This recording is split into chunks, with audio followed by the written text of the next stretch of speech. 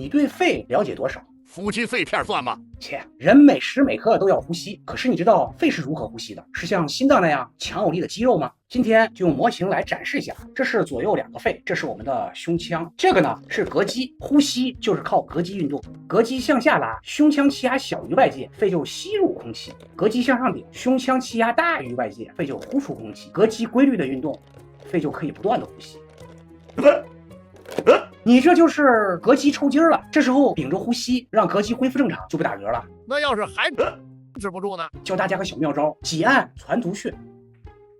还打？让我来帮你。